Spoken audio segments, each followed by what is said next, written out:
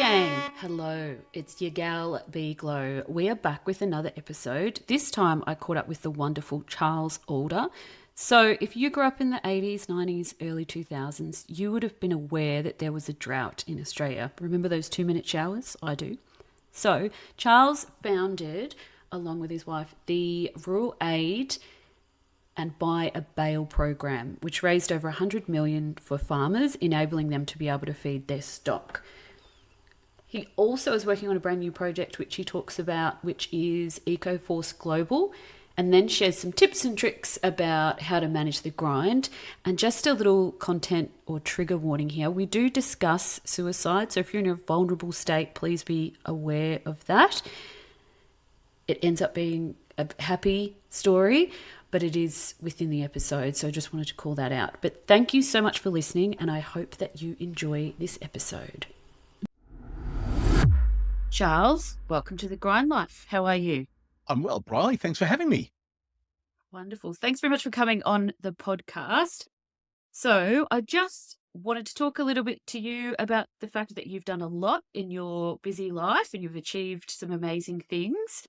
So the audience are definitely interested in talking to you about how you manage your grind. But just before we get started into that, can you give us a bit of an intro about yourself and who you are and some of the amazing things you've done? Sure. Well, thank you for having me. Firstly, it's a great opportunity to share my ideas and thoughts with people and for people to be exposed to what I've done. So I've predominantly been involved in the gifts and loyalty card marketing space for about 25 years. I've always been a passionate supporter of community and not-for-profit groups and been involved in my children's PNCs and the state-based PNC organisation.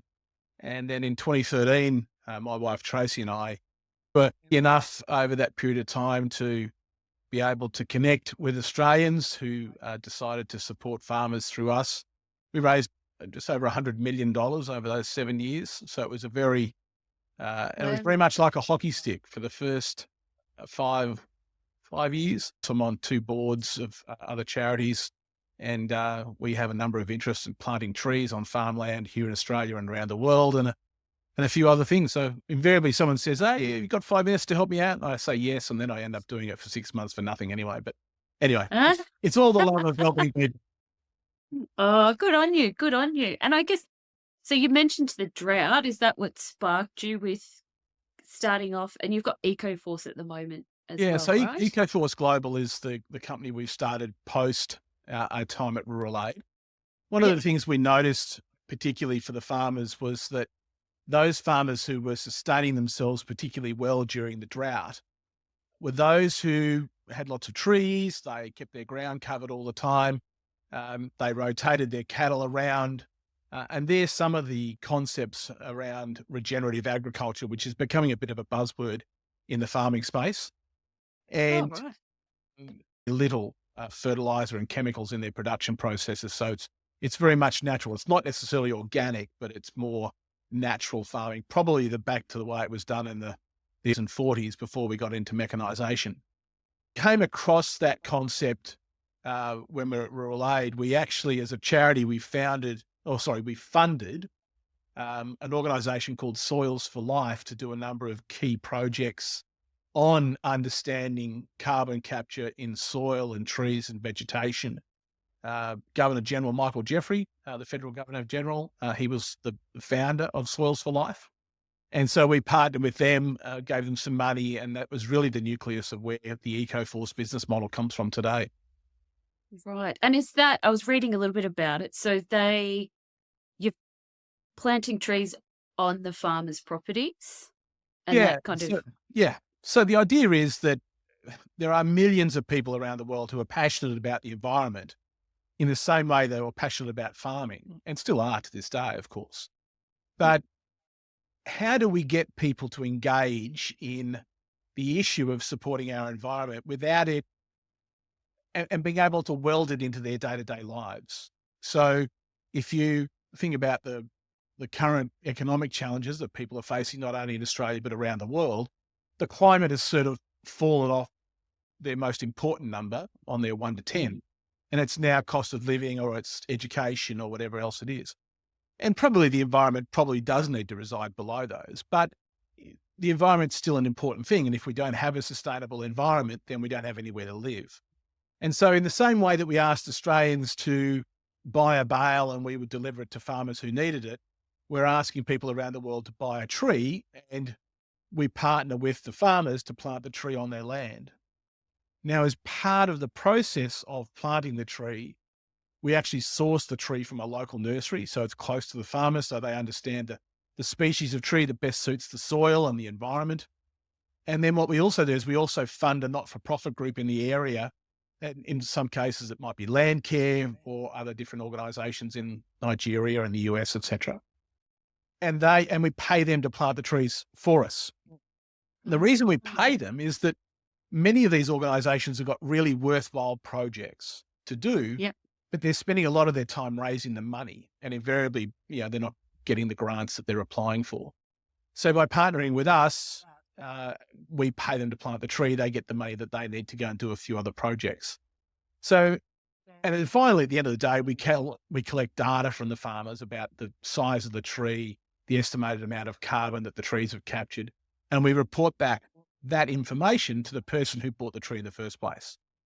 And so it's a way for people all around the world to buy trees for the environment. So you mentioned you'd been in the loyalty marketing for a long time, but this definitely has a slant for farming. So what sparked your interest in that? Did you come from a farming background or no? My total life experience in agriculture, up until now, 13 years ago, 10 years ago, was a friend of mine at school. His parents had an Angora goat stud.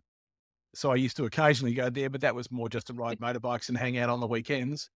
And then I did a week of fencing in South Australia on a property near Penola, I think when I was 13 or 14. And that's the total sum experience of my agricultural knowledge. But I find problems and I like to create solutions.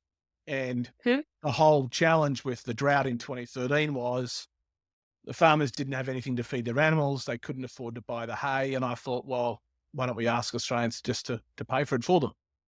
So that really was our entree into agriculture. And from then, I spent probably 2 hours a day, every day, reading about a whole raft of different subjects around the world that drive me. And agriculture has just become one of them. Oh, wow. Fantastic. Because with Rural Aid, you also created quite that, what's the best way to describe it, but a marketplace there as well, because you're paying for the transport, paying the farmers who didn't need their hay.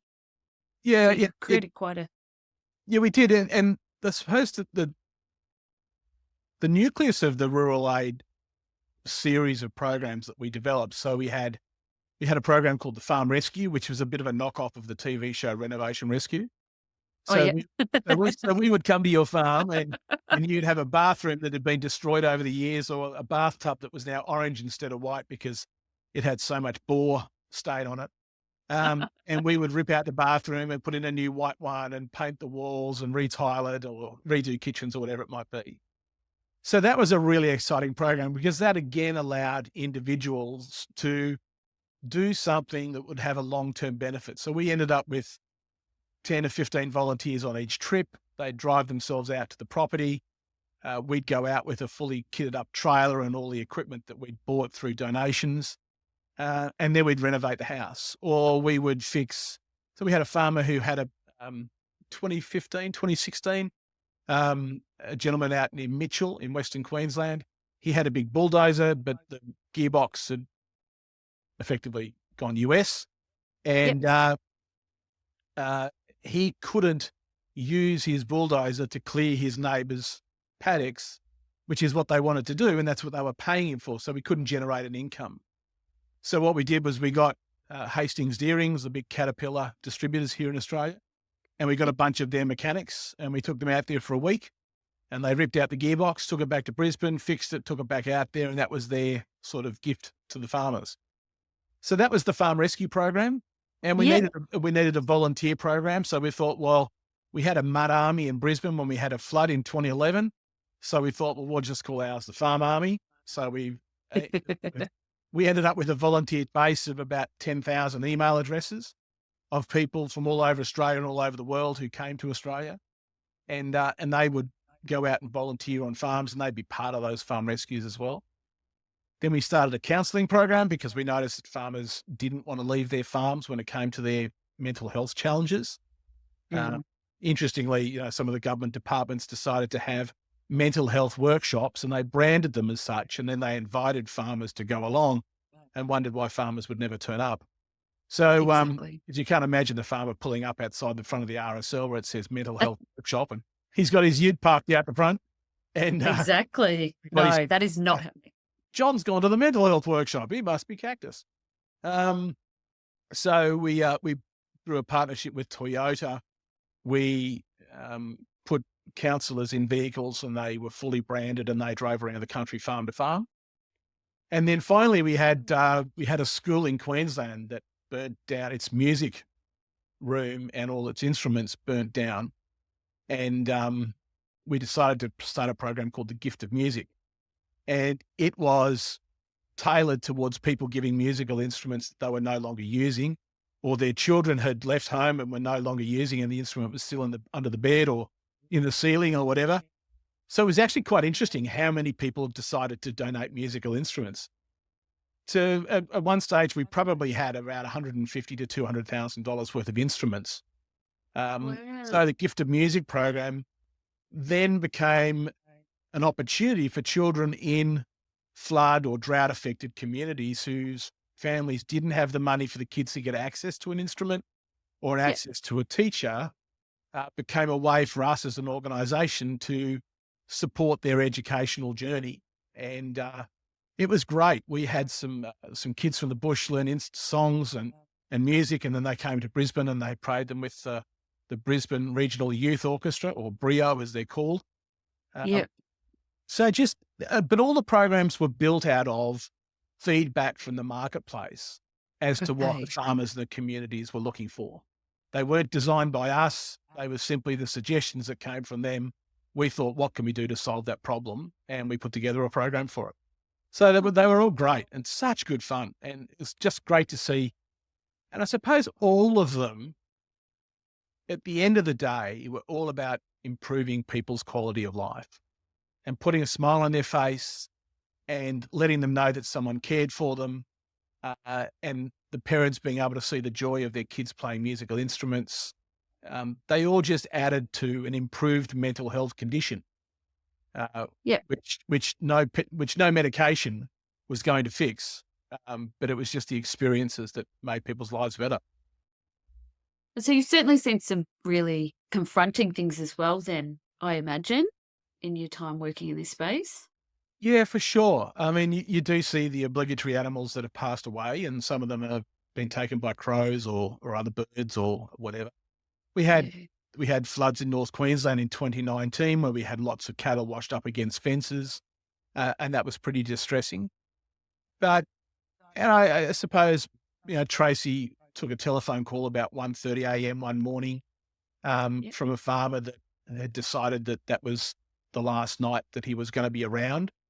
And Mm. so that became very confronting for her because at that time she Yes. wasn't she wasn't a qualified mental health counsellor, or she didn't even have the basic courses. She was just the program head, and she was my wife, and we're the two founders of the organisation. And so that was very confronting for her, and still to this day that sort of brings a tear to her eye. He didn't go ahead, which was great. Oh, And that's good. and so yeah, so he's still with us. But it's the fact that people in their time of need were looking for someone that they could reach out to, that had their back, felt they could assimilate and share their messages of despair with people and be listened to. And yeah, it's a challenging space, agriculture, but in general, life can be pretty challenging, even if you live in the cities. That's true. That is true. Mm. And then so how did you know, so moving on from rural aid and into eco force, Yeah. like was there a day you were like, right, I'm ready to let go of this one and move into something else? Or No, it was I was looking for something to do, and I wanted to re-engage with individuals. We'd got to a point with a charity where it was COVID had started, so we're talking June 2020, and we were just looking for something to do. still very passionate about the bush, and I'm still doing a raft of things to support agriculture in general. But we had a new board implemented at the charity, and they were looking for a different direction, and they were looking to change a number of things. And listen, we're happy for what they've done subsequently, Yeah. and we continue to follow them. And I'm sure that John and the team are doing as good a job as they can with what they've got. And it's a different circumstance now. It's not, interest rates are up, the economy's down, and the rate of giving is certainly not what it used to be. But it changes as good as a holiday, and I like a bit of change and variation. So let's go plant some trees. Yeah, exactly, exactly. And certainly something that everyone can relate to. I remember in school, we used to do the tree planting in primary school. Mm. And then also when I was working in rail, there was often projects around tree planting near the tracks and everything as well. I'm not Yep. sure if they still do it, but showing my age there. But also just good to get out and about. Yeah.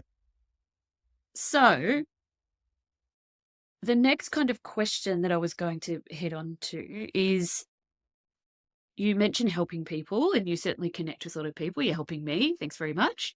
My Um, pleasure. but what advice would you give to someone who has a big idea, but they don't really know where they should be starting out?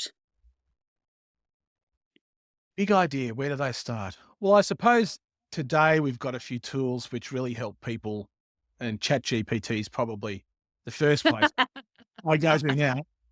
Me too. And I'm like you, Briley. I've got an idea a day, and it's and someone will come up to me. In fact, the other day, one of the charities I'm on the board of, there's an opportunity.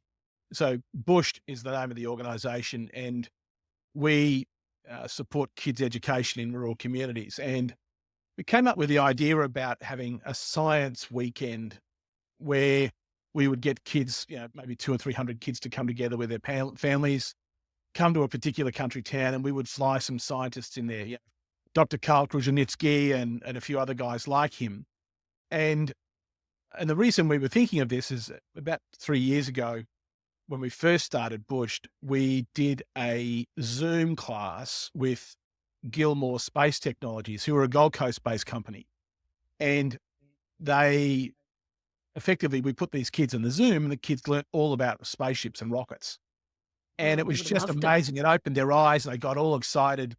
Anyway, the guys at Gilmore are about to launch their first rocket in the next month or two. So it sort of brought us back to the idea about, let's have this science weekend. But I went straight to ChatGPT and I said, give me 10 ways that I could engage children with science. And what top 10 scientists in Australia might you invite to a weekend to teach kids about science? And so ChatGPT just rolled out all the answers for me. Oh, perfect. So I think today, when it comes to business ideas, it's the tools are there. We can do the data research. Bless you. Bless me. We can do the data research.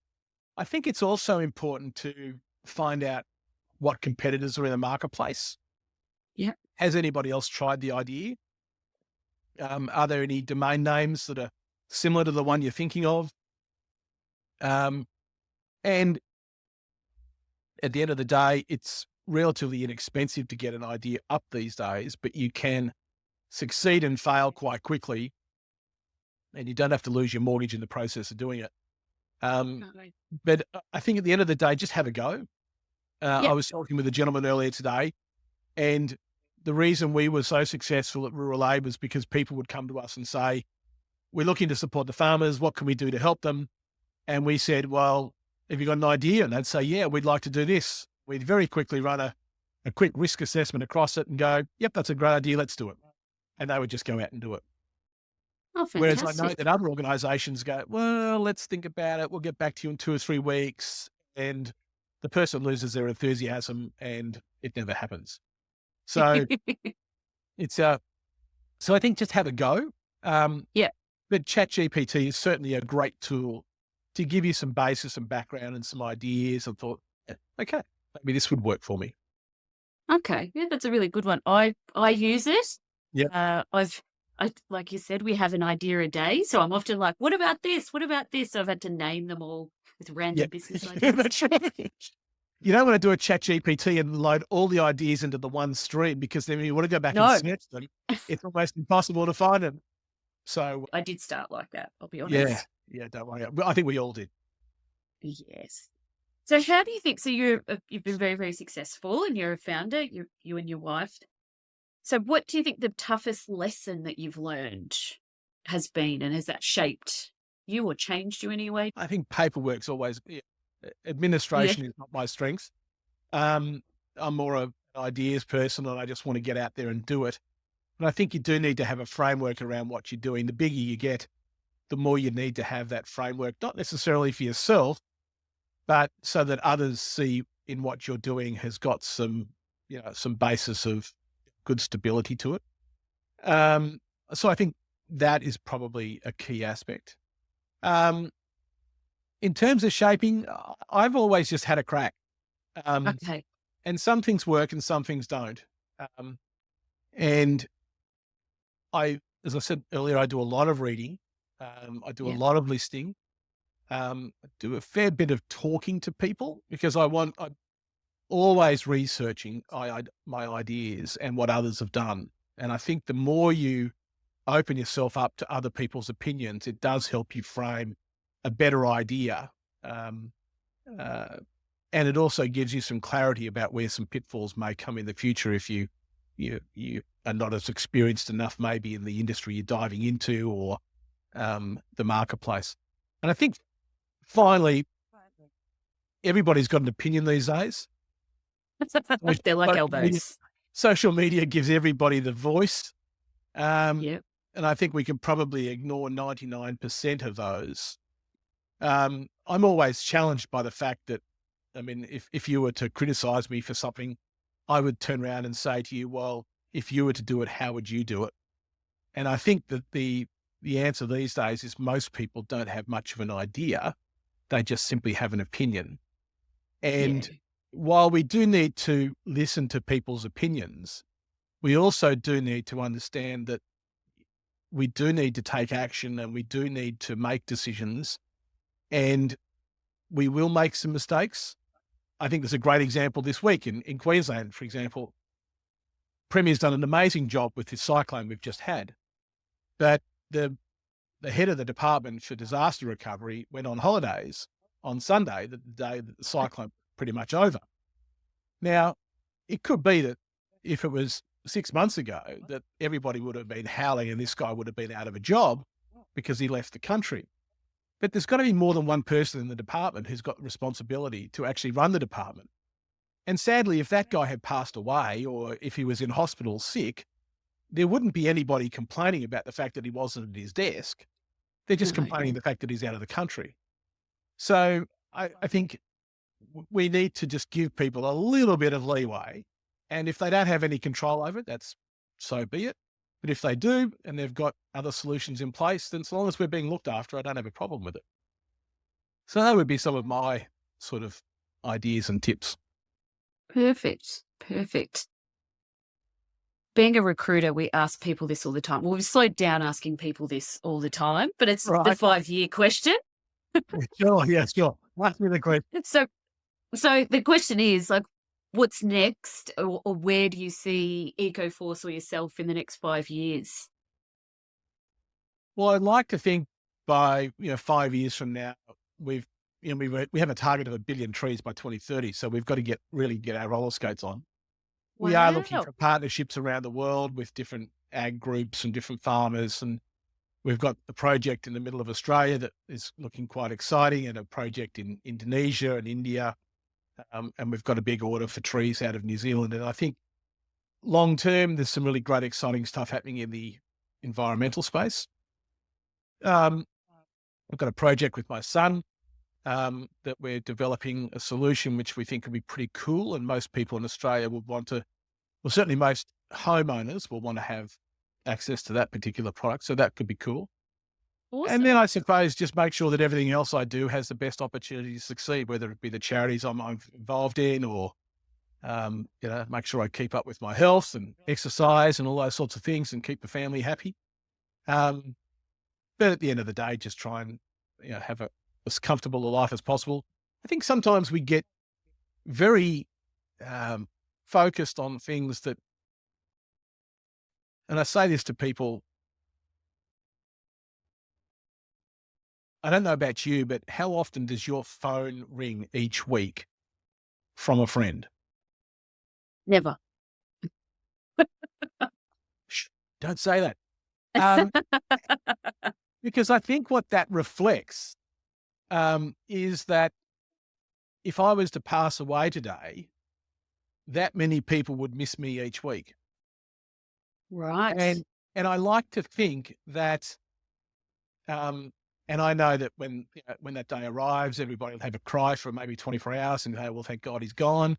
Um, and they'll move on with their lives. But I think it's important to try and be as much of other people's lives as possible to be able to share experiences and emotive days, weddings and birthdays and, just ring as many people. I mean, I have a habit of ringing 2 or 3 people every single day of the week and just saying, "Hi, how are you? It's good to hear your voice. What have you been up to?"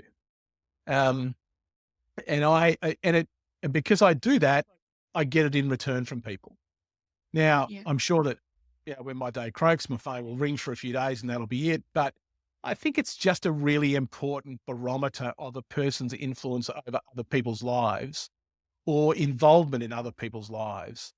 That if it doesn't ring for you, then maybe you need to do a little bit more for others. And so that's one thing that drives me every week.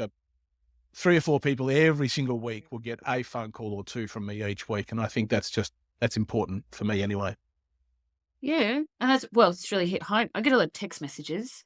Probably speak to my mum, but I'm not on the phone all that much. Probably one phone call a week. Not Well, hugely on the phone. here's But here's I the do love a challenge, so I'll try here's that. the challenge. Here's the challenge. Well, I mean, Yeah. I do send text messages to people.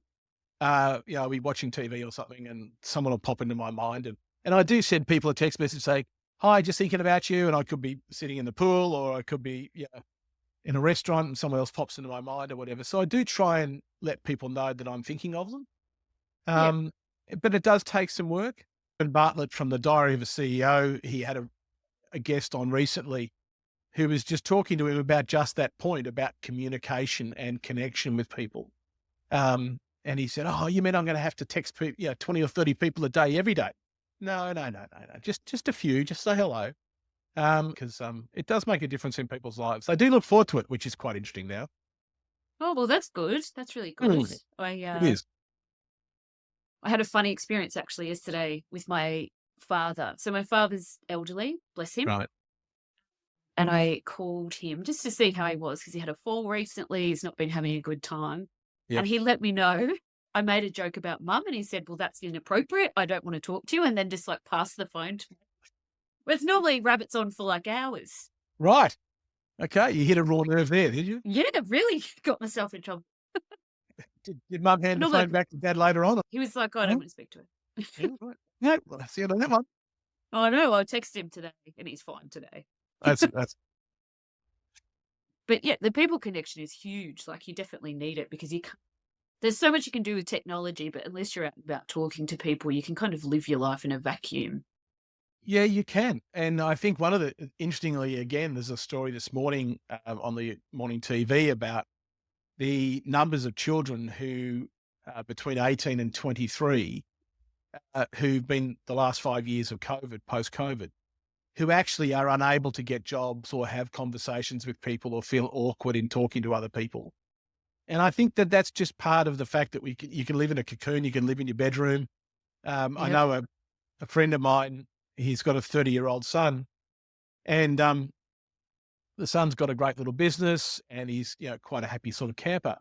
But he loves computer games. And anyway, he's just recently gone away to Sydney from Brisbane, and he said, "My God, this Sydney's got so much. I didn't realize it was here."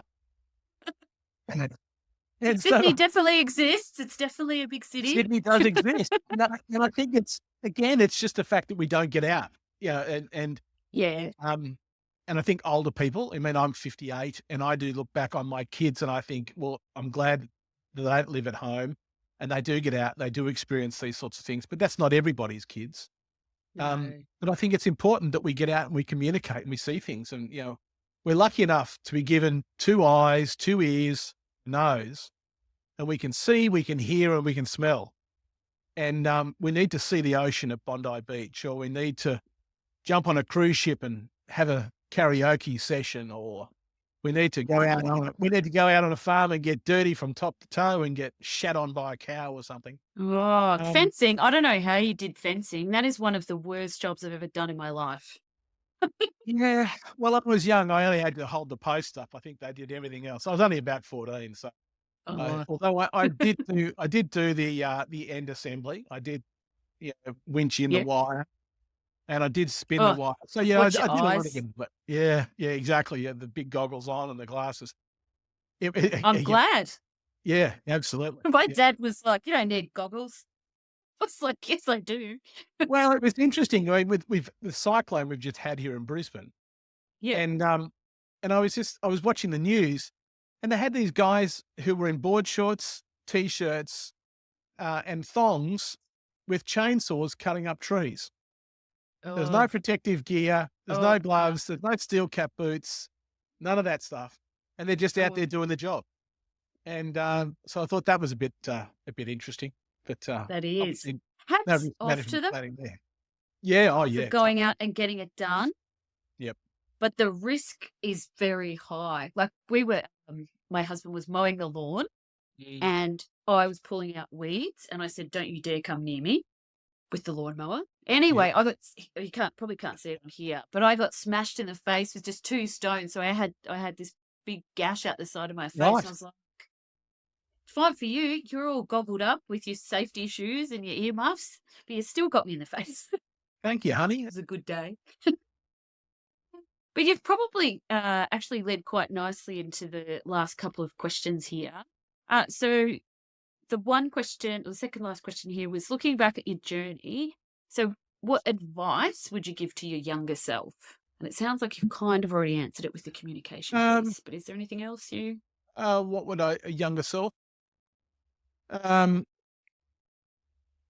I don't know that there's really much that I haven't done that I would Good on you. tell my younger self. I mean, when I first got my first job, I was working in Canberra Monday to Friday, and then I would drive to Sydney every weekend and work with my aunt and uncle. I did that for about 4 years. Oh, wow. Um, so I've always been very active. Um, what would I do if I was a younger self? I think I'd probably find a few really good mentors earlier on.